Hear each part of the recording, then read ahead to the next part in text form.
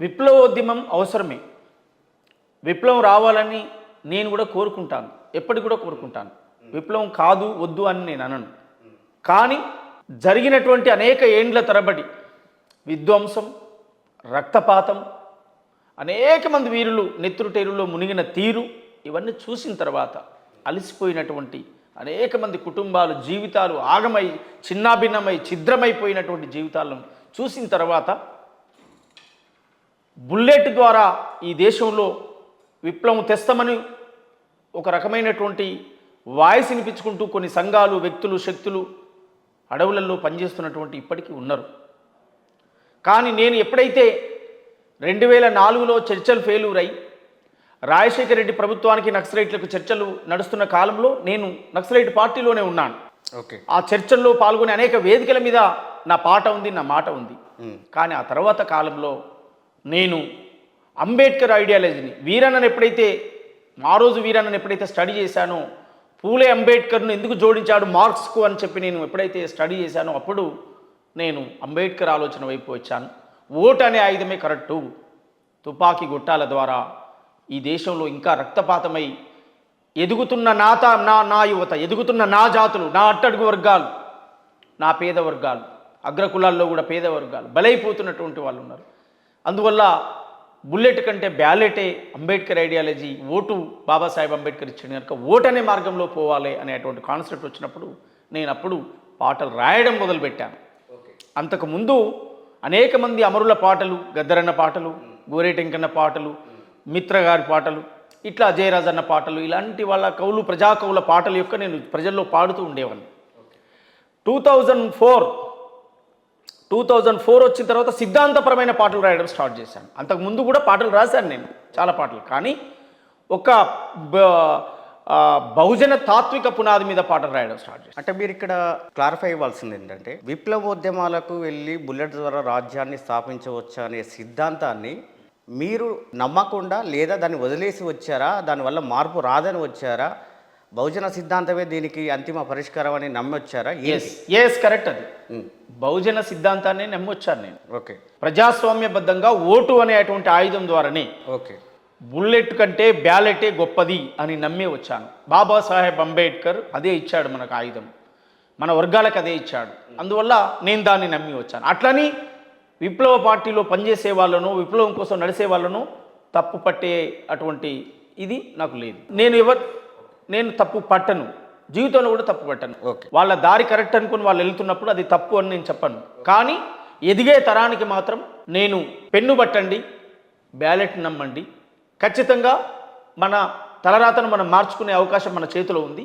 ఉదాహరణకు బాబాసాహెబ్ అంబేద్కర్ జీవితమే ఉదాహరణకు కాన్షీరామ్ జీవితమే ఉదాహరణకు మహాత్మా పూలే జీవితమే మనకు ఉదాహరణ అని వాళ్ళ చరిత్రను, వాళ్ళ త్యాగాలను చెప్పదలుచుకున్నాను నేను. అందువల్ల అట్లని నేను ఉద్యమాలు చేసి విప్లవ పోరాటాలు నడిపే వాళ్లకు నేను వ్యతిరేకిని కాదు. విప్లవం అంటే నాకు ఇష్టం, విప్లవం కావాలని కోరుకునేవాడిని, విప్లవ వీరులతో కలిసి ప్రయాణం చేసినటువంటి వాడిని, ఆ కేసులో ఆ నిర్బంధాలన్నీ పడ్డంటువంటి వాడిని. అందువల్ల నా నేపథ్యం అక్కడి నుంచే వచ్చింది కనుక 2004లో చర్చలు ఫెయిల్యూర్ అయ్యి ఒక రక్తపాతం, నా చుట్టూ తిరిగినటువంటి అనేక మంది ఎన్కౌంటర్లో చనిపోయారు, చంపేశారు, రాత్రి ఇళ్లలో ఉన్న వాళ్ళు పట్టుకొని పోయి చనిపేశారు. అప్పుడు నేను ఆలోచించాను, ఈ విధ్వంసకర ఈ చర్యలు మొత్తం కుటుంబాలు నాశనం అయిపోతున్నాయి, సమాజమే నాశనం అయిపోతుంది, అసలు అందరు చనిపోయిన తర్వాత ఎవరికి విప్లవం ఏంటి అనేటువంటి ఆలోచన వచ్చినప్పుడు విప్లవదారిలో పోయేటోళ్ళు పోని, నేను వద్దు అని చెప్పను, కావాలని చెప్పను. కానీ నేను అంబేద్కర్ ఐడియాలజీ కరెక్టు, మా రోజు వీరన్న చెప్పినట్టుగా పూలే అంబేద్కర్ సిద్ధాంతం జోడించి బ్యాలెట్ ద్వారానే రాజ్యంలోకి రావాలనే కాన్సెప్ట్తో ఉత్తరప్రదేశ్లో కాన్షీరామ్ అమలు చేసి చూపించినట్టుగా మన వర్గాలు కూడా ఓట్లలో పాల్గొని ఓటు అనే చైతన్యంతో ముందుకు రావాలనే కాన్సెప్ట్తో నేను 2004-05 నిర్బంధం అదంతా ఎదుర్కొన్న తర్వాత బయటకు వచ్చి ఇంకా అనేక పాటలు రాయడం స్టార్ట్ చేశాను.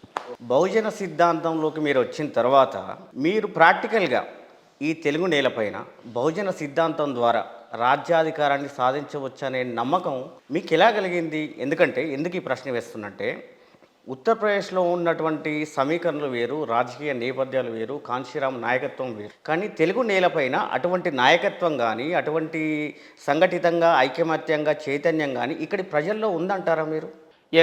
మీరు అనేది కరెక్టే. ఇప్పుడు ఉత్తరప్రదేశ్ పరిస్థితులు వేరు, ఇక్కడ వేరు అన్నప్పుడు ఉత్తరప్రదేశ్లో భయంకరమైనటువంటి మతాలతో అలుముకున్నటువంటి ఒక వ్యవస్థ అక్కడ నిర్మాణమైంది. తెలంగాణలో తెలుగు నేలలో కులాలతో అలుముకున్నటువంటి నేల ఇక్కడ ఉన్నది.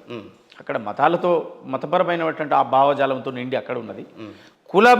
కులపరమైన భావజాలం ఇక్కడ నిండి ఉన్నది తెలుగు నేల మీద.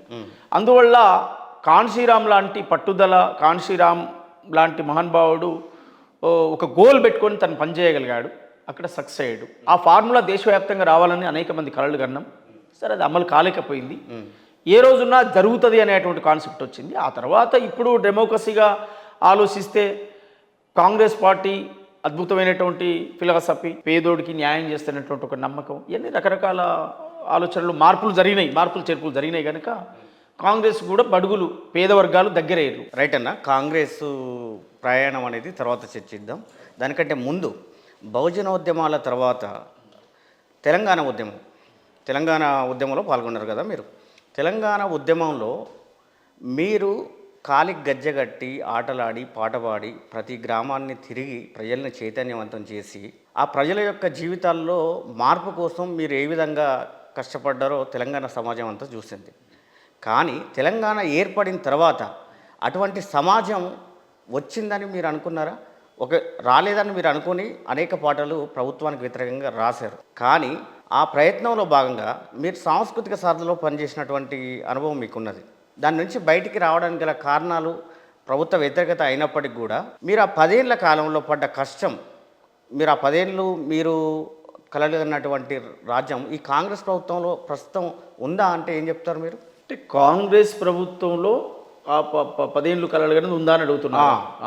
ఓకే.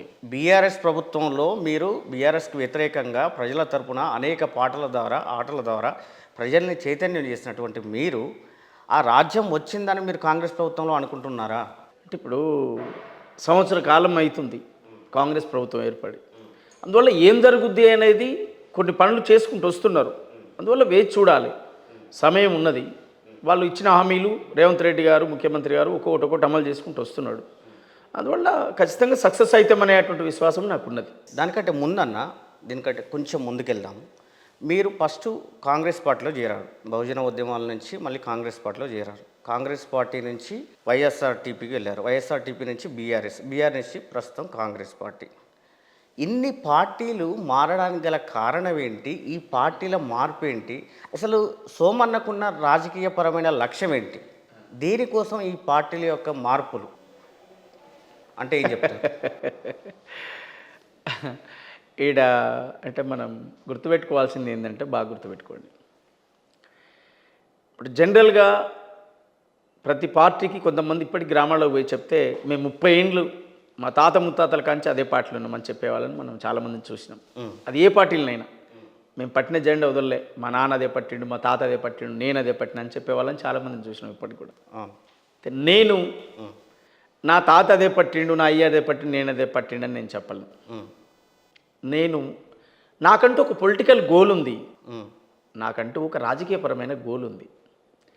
నాకంటూ ఒక రాజకీయపరమైన గోల్ ఉన్నప్పుడు నాకంటే ముందు తరంగా ఉన్న మందకృష్ణ మాదిగ, నాకంటే ముందు తరంగా ఉన్న గద్దరన్న, నాకంటే ముందు తరంగా ఉన్న ప్రొఫెసర్ కాసిం గారు, అనేక మంది మేధావులు, డాక్టర్ పసునూరి రవీందరు, సరే అటు ఇటు కొంత సమకాలికంగా ఉన్న అనేక మంది మేధావులు, గద్దరన్న నాతో క్లారిటీగా చెప్పాడు అనేక విషయాలు. మేము కలిసి ప్రయాణాలు చేస్తున్నటువంటి ఏమని చెప్పాడు? మేము పుట్టడమే ఆకలి కడుపులతో పుట్టాం, మేము పుట్టిన ఇండ్లు దరిద్రపు కొంపలు, కరువు కన్నీళ్ళు కష్టాలు ఆకలి అవమానాలు నిండి ఉన్నటువంటి ఇంట్లో పుట్టాము.